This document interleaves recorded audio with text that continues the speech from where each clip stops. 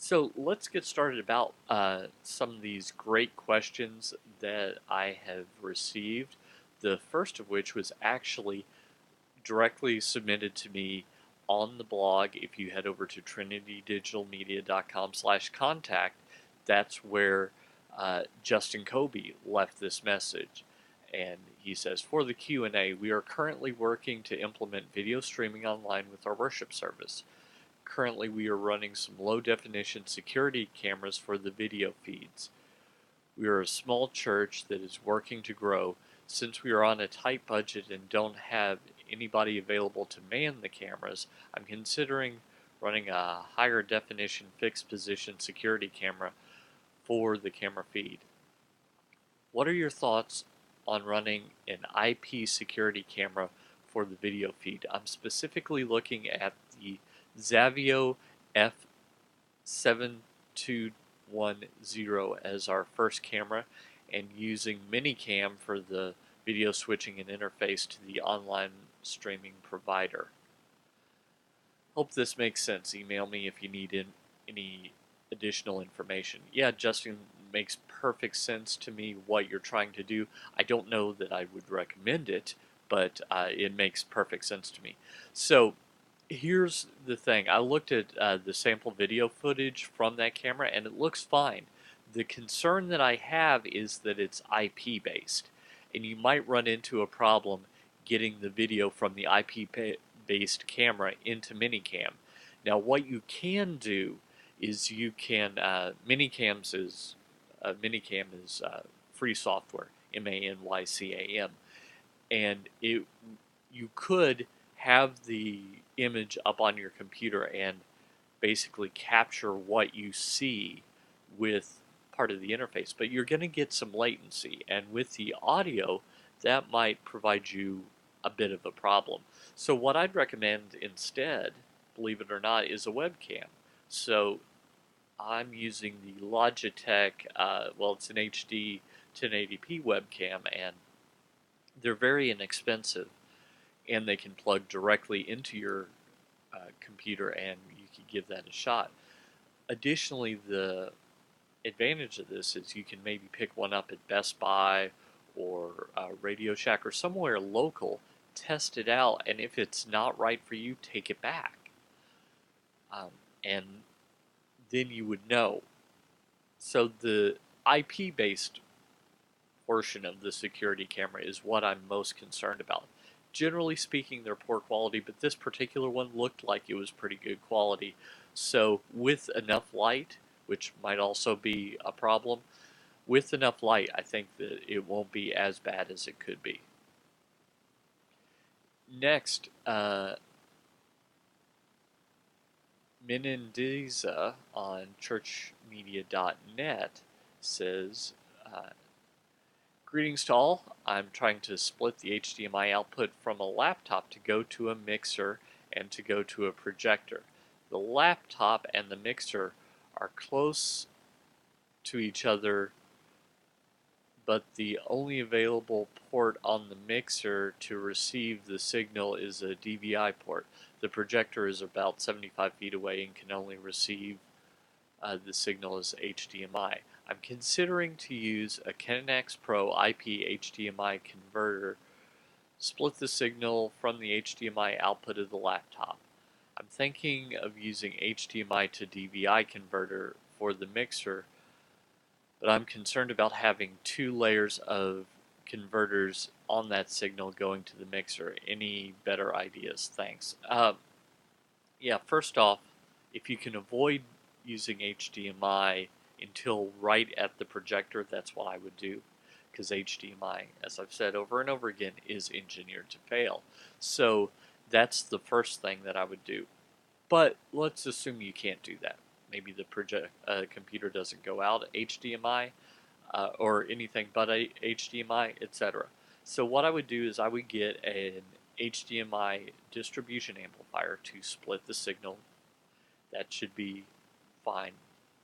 And then run a Balun, not an IP-based piece, but a something that will send the signal over Cat5, and Cat5 or Cat 6 or Cat 5e, whichever it requires, will be one continuous piece not run over the network. The Cat 5 in this case is only for, it's basically just a dumb pipe, and the converter converts it to something that will go farther and then reconverts it back to HDMI.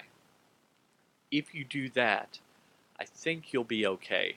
The problem you're going to run into is if you're using something that requires HDCP, high definition copyright protection, over uh, this over the HDMI, you might run into issues just by using the DA, the distribution amplifier or splitter thingy, because that could potentially trigger HDCP to say, wait, I'm not getting everything that I expect, so it's not going to work at all, even though your pieces are totally fine. So try and find an HDCP compliant DA when you're looking for that. And also, just as a brief aside, this is for everyone watching, mixer is audio, switcher is video. So at first I almost answered his question wrong until I saw that it took DVI, which indicates that it's a video piece. So switcher is what you want to use. Okay, Glenn Brockway, who I grew up with, and he's a Facebook friend, asked me this question that I thought we could all benefit from. It's a little longish, so I'll let it go. Hey Paul, how are you doing, man? I know it's been a long time, but I have an idea for something I've not been able to find anywhere. Seems to me it could be pretty sweet if it was. To spare the lengthy explanation, the concept is simply an interface for cell phones to connect to the speakers in a car, truck, etc. Conceptually, it seems ridiculously simplistic, which means I'm probably just ignorant of what it'd really take. Here goes. What would it take to connect a headphone jack to a 4-channel 30 to 40 watt amp connected to my car speakers? Well, I answered back and said, well, you can just connect to the aux-in on your head unit with something as simple as a Bluetooth interface, and that should work fine. He said, no, what I want to do is replace the head unit. So here, let me give you more details. I should have been more specific. What I'm thinking of is a replacement for a head unit strictly designed to connect a phone to the speakers. I found a 4x50 watt amplifier circuit boards only, missing a heat sink. The ones I'm looking for had 4 RCA outputs. I imagine wiring a 3.5 millimeter jack would be pretty straightforward. It would. That would provide a connection to the speakers. I guess what I'm wondering is, do you know of any reason why something as rudimentary as that would or would not work? The next step would be utilizing Bluetooth adapter, as mentioned, or etc. Okay, I told him the biggest concern I have is whether his speakers are, well, what the resistance of the speakers are, how many ohms they are. So if they're 2 ohm speakers, if they're 8 ohm speakers, if they're 6 ohm speakers, that matters, because the amplifier needs to see what it's designed to see.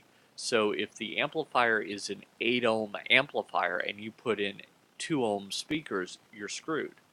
Additionally, if you have 2 ohm speakers and an 8 ohm amplifier and you connect those in parallel, so 2 speakers to 1 output port, since you now have 2 paths to ground, you've half the resistance. So an 8 ohm amplifier connected to 2 4 ohm speakers will potentially die or just run really hot, and in the dash of your car that could be a problem.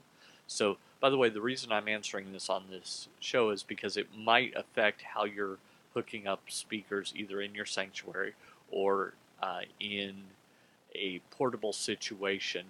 The principles are the same. So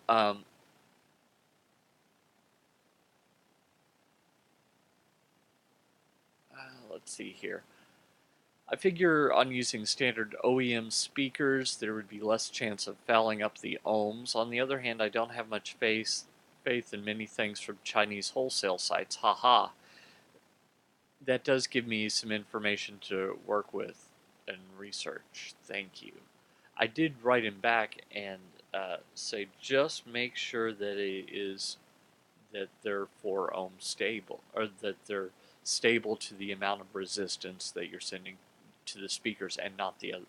Make sure the ohm rating on the amplifier is lower than what each speaker on each channel is, or the same. The same or lower, you should be fine, unless something is mismarked.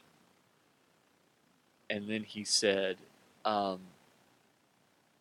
because amperage is relative to your ohms, right? Best case is to match your ohms, isn't it? Yes. Best case is to match, but there's no problem from breaking equipment with putting in a higher ohm speaker to a lower ohm amplifier, but you will get less volume. So if you have an 8 ohm speaker connected to a 2 ohm stable amplifier, you will get less wattage going through it in that direction. But if you flip it, if you have an 8 ohm stable amplifier and you put in a 2 ohm speaker, you will potentially break your amplifier. So that's those pieces of the puzzle, so make sure you get that correct. Marvin Cruz asks, I have a laptop, TravelMate P243, Core i5, 3320M, 4 gigs of RAM with dedicated GeForce GT 630M, 1 gig video connected to a 1080 23-inch monitor via VGA. I have no problems. I can use 1080. However, using a 5 meter, that's about 15 feet, VGA cable, my system is not detecting the resolution of the monitor and doesn't give me an option to select 1920 by 1080. I thought it was just a bad cable. I looked for a different, which is working on the computer to the 1080 TV setup. Again, my laptop is not detecting the resolution of the monitor. It won't give me an option for 1920 by 1080.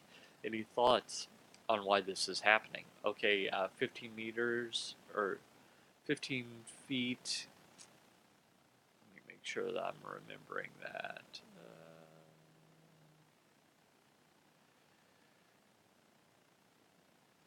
Problem, VGA system monitor.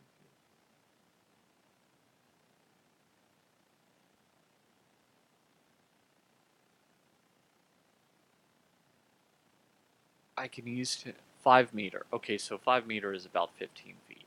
Okay, that should be fine as long as it's a good sturdy cable. It needs to be not a really thin deal. It needs to have some thickness to it, a good diameter. Also, could be the laptop. I haven't looked up that video card to see what it supports. I think what I would do is I would take a known good working cable, connect it directly between the monitor uh, and the computer, see if you get it. Then swap out components. Also try with the connected rebooting the computer, and those are some things that I would try. So if connecting 1080 with the TV works fine, but not the monitor, make sure the monitor is 1080p, not 1080i. That could also give you some sort of problem. So there you go. I'm searching for, this is Jose Estrella. I'm searching for a better computer for streaming live on our church service. Should I buy Mac, Apple, or PC like most churches? I'm on a tight leash. Mac or PC, either one should work. I would do a dedicated PC if you're going to, because PCs, if you were to get a virus or something, you'd just be all kinds of messed up. So that's, I wouldn't let anyone use the PC for anything else. You could use some of the different software. I think I would start with Flash Media Live Encoder from Adobe because it's free, and then go from there. I use a Mac myself with Wirecast. That's what I'm using right now, and it seems to work well. One thing you didn't mention is there are streaming appliances. So Teradek, I think, is the manufacturer that I've used. They make one that's called like the VidIO, something like that, and it's about $400. But once you set it up, it's dead simple to use. And you're not going to run into the problem of viruses, and you're not going to run into the problem of someone going in there and monkeying with it, because it's interface that's harder to get into. So that's something else to consider. Green Guy over at churchmedia.net asks, need advice, which you all are great at. My pastor wants a TV in the nursery for people to watch while tending to children. We currently stream our services through Ustream using the Producer Studio Mixer. Setup is a single PTZ camera, pan tilt zoom, connected to a Mac Pro by way of Diamond video capture cable S video to USB for Mac, using an aux output from audio mixer to RCAs for sound. Now the question, what would be the best way to direct connect to the nursery? Don't think it would be a great idea to use a smart TV and feed the Ustream into the room because it's very close to the sanctuary. The delay would be a factor. Is there a piece of equipment I can get to feed after production out of the computer, or will we have to split it before the computer? What equipment would you recommend? Do we need to scrap original setup and go a different route? Thanks, Shane.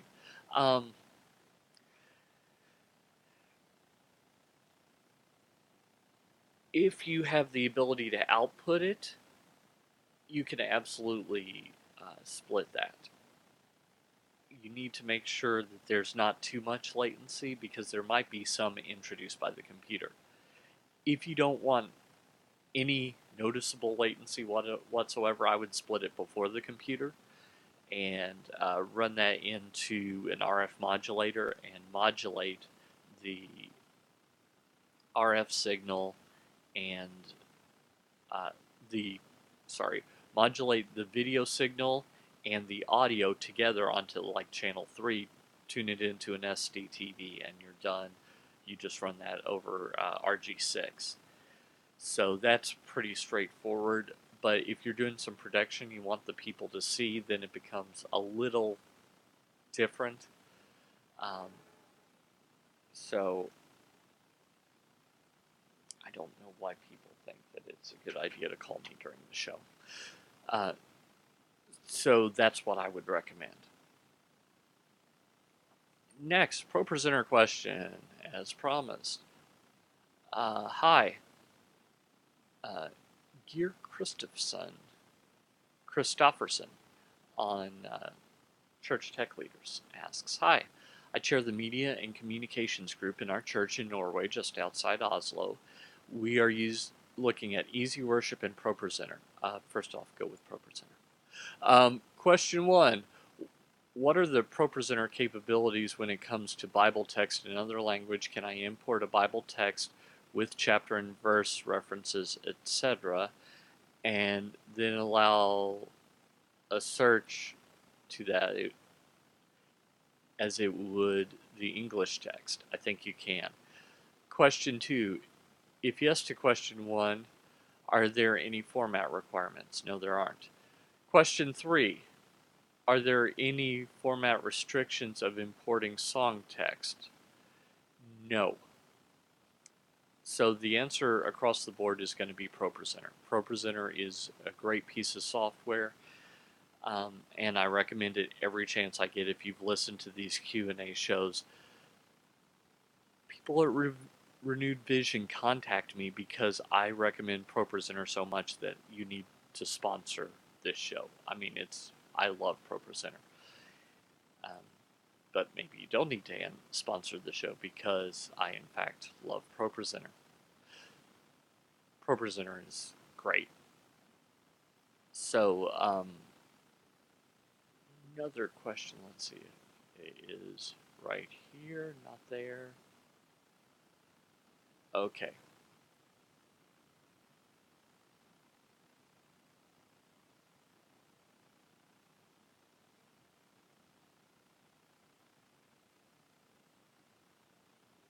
Training materials. Hi everyone. I'm sure you all run into the issues of finding people that are either creative but lack technical knowledge, or needing to hold their hand a lot, or you find the technical person who can operate the equipment fantastically but doesn't have the creativity or the timing you would like. We are a multi-venue church that uses a ROS 34x34 router with a crossover switch. We are looking at implementing multiple cameras and iMac in our worship experience in our primary venue. To keep the cost down and experiment, we are going to use a Sony Handycam for a wide shot and 2 GoPros on stage in different locations. And then we have a video remote camera that we use as our primary.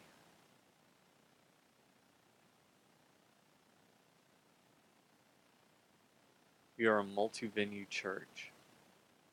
Okay, sorry, that just didn't make a lot of sense to me.